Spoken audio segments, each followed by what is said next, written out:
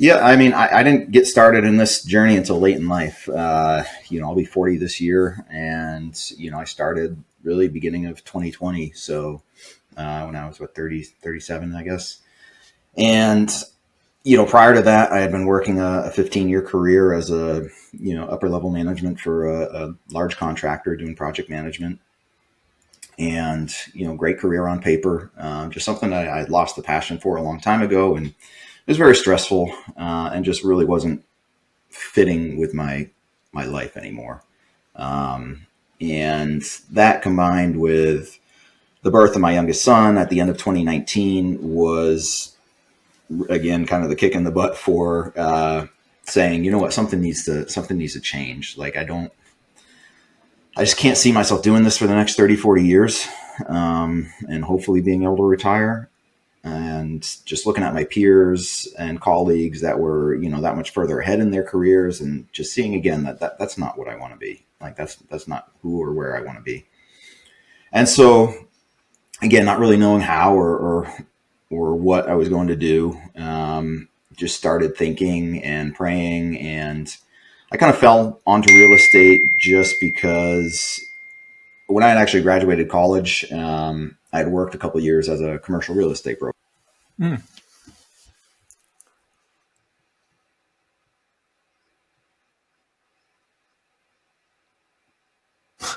Yeah.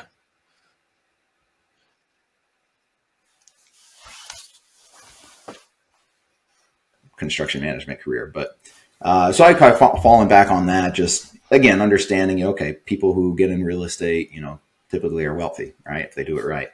And so I just went down that rabbit hole, started devouring podcasts, books, read Rich Dad, Poor Dad again. And that really solidified the vision for me, at least. And then, yeah, I thought that small multifamily was going to be what was going to get me where I wanted. I set myself a 5-year goal of reaching, a certain income goal within that 5 years, so I could leave the W-2. All right, that was my goal, which I thought was very aggressive. I was making a decent salary, and to be able to replace that in 5 years, I thought was pretty darn aggressive. You set that goal in 2019?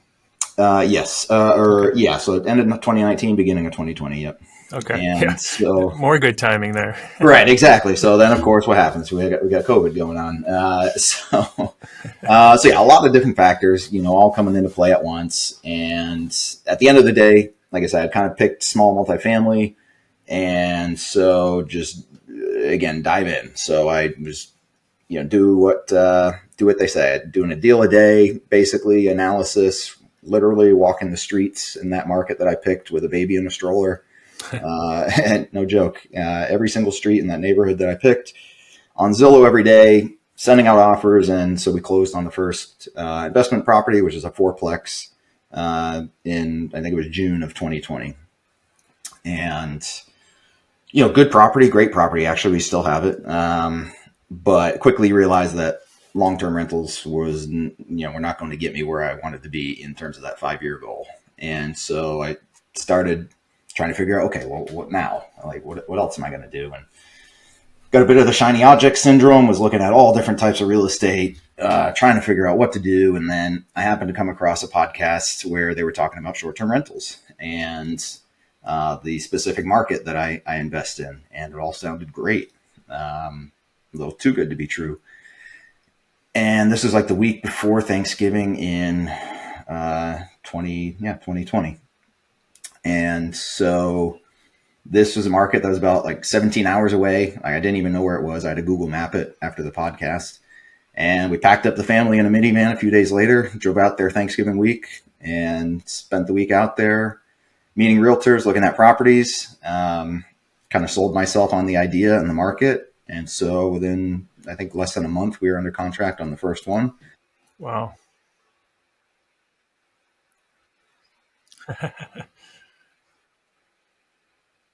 Out there in the Smokies in Tennessee, and scaled it rapidly. So now we have I think nine properties out there, and a few more down here in South Florida. So, nice. Yeah. What town was that in the Smokies? Yeah. So I mean, yeah, the Smokies is kind of a general term for like the Pigeon Forge, Gatlinburg, Sevierville area. Got it. Okay. Cool. That's awesome. Wow. That's a lot of growth in a relatively short period of time. How were you finding those deals at the time? Zillow. Really? Zillow is my best friend. Yeah. Yeah. I mean, everybody says you can't find deals on the market. I would disagree 100%. I say the same thing all the time. That's where most of my deals come from is the MLS, but just got to know what to look for. Yeah, absolutely. Yep. Yep. Cool. And then how did you get financing for that many? I mean, 9 properties and then and then others in South Florida as well Right. within a short period of time. That's always a big hurdle that people have. What was Yeah. your process for that? Yeah. So even though I reached that 5 year income replacement goal within 6 to 9 months from starting in short term rentals, I stayed on with that job for about 2 years. Okay. So I had the W-2, which that salary alone was able to qualify me for purchasing those first 4 properties that year. That year one of the short term rentals, and then year two, I still had the W-2. So again, I was able to qualify, plus the income now from those properties I bought the year before was able to offset the debt. And so, I was able to maintain, my DTI ratio, debt to income ratio, primarily based off of my W-2 and purchasing those properties. And then once I left the W-2, I had 2 years history with that business, my business. And so now, I'm able to qualify based on, the business income from the real estate. So business income for conventional Yep. loans? Yeah. It's all, yeah. Sorry. Really? All conventional Okay. investment loans. Yep. Wow, that's great. So they're giving you essentially 75 to 80% of the appraised value. Is that No, yeah, it's what I'm doing 90 or 85 to 90%. really? Yeah. Wow, that's Hmm. incredible. Yeah. And is that a national lender or a local lender that you're using? Yeah. National. Hmm. Okay. Yeah. And, Who's the lender? If you can share. so I use a couple. They're brokers. Got But it. the mortgage shop, with Brenna Carl's the owner. She's actually my co-host on the Fit Investor podcast. Nice. And then Movement Mortgage is another broker that I use a lot. Cool. But that's pretty in the short-term rental space. It's pretty typical. You can usually get at the very least a 15% down or 85% LTV conventional investment loan product. Yeah. Wow. Yeah, I'd heard mostly 75 to 80% LTV. So, 20 to 25% down, but that's great if they'll go up to 85%. Mm-hmm. And what's the valuation of the properties that what's the range of the price point and then the type of cash flow those are generate were or are, I'd say were or are, because probably has Right. changed over time, but Yeah. what does that look like? Yeah, it runs the spectrum. So in the Smokies, they're all log cabins. So I have everything from studios to huge 6 bedrooms. So I mean those prices range from 300,000 to 1.2, 1.3 million. And gross revenue from the studios is probably in the mid 50 to mid 60,000 range a year, up to again 150, 160 a year for those 6 bedrooms. And Nice. then cash on cash returns, of course that's going to vary depending on the cabin, depending on the year. I'm a very conservative underwriter, which has served me well in my purchases. And so, my portfolio averages about a 40% cash on cash return. Wow. Yeah. That's fantastic. Yeah, I guess with the smaller down payments too, that helps with that. So that's great. And have you noticed a big change? A lot of people, over the last year or so, have seen a change in occupancy. Are you experiencing that on yours? And is there any contributing factors to ones that perform better than others, you think? Yeah. I mean, 2021, was shooting fish in a barrel. Yeah. It was, you could buy anything and pretty much guarantee yourself to make money. I mean, it was it was a little ridiculously easy. And I think a lot of people got caught in that trap. 2022 was still not so bad. It's still pretty darn good. 2023 was the year that you actually had to start working again, and actively managing and really treating your Airbnb or short-term rental business as a professional. And that's what I say is really the differential, because there's this big, there's a big Airbnb bust rumor mill that was going around for a while. Still kind of is. But I really just say the differential factor is that I think the people who are experiencing this quote unquote Airbnb bust are the ones who more than likely started within that COVID era and thought that's how it's always going to be, and don't want to put in the work that you have to do to actually perform well and treat it like a business. So I say if you bought it right, number one, and you manage it right, meaning manage it as a professional, as a business, not just as a side hobby or a hustle, then you're going to do just fine. If you don't, then you're going to struggle.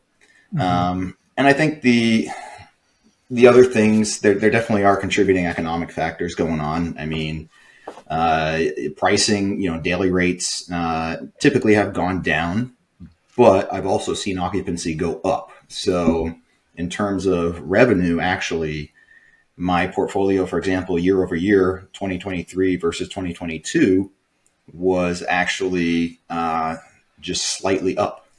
Wow. Which a lot of people were experiencing, a significant decline. Mm-hmm. So, my rates, again, were down, but my occupancy was up to offset it. So overall, the year over year revenue was just slightly up. And 2024, we'll see. It's still very, very early on. But again, you just have to be a lot more active in your management, I think. Yeah. And the other trend that I'm seeing is it's more and more about the experience than the property itself, so to speak, or the house. And so if you can make a property that is not just a place to sleep anymore, but actually is a place to go, those are the properties that are going to absolutely crush it. Mm. Property here in South Florida that, the area is okay. It's nothing spectacular. It's a pretty decent central location. The house is a nice house, but nothing out of this world. But what we did is we created this thing into a kind of like a private resort. Like it had this beautiful backyard. So we transformed this thing into, like I said, like a mini private resort. We put in this gorgeous, hand-built barrel sauna, cold plunge, outdoor theater, jacuzzi, stock tank pool, wow. Game room. We made this outdoor area just phenomenal. And we launched this in mid-August last year, which is, back to school week, which is, the worst possible week that you could launch a property. It's the complete dead season, especially down here. And since we launched, it's been 95% occupancy and rates are through the roof.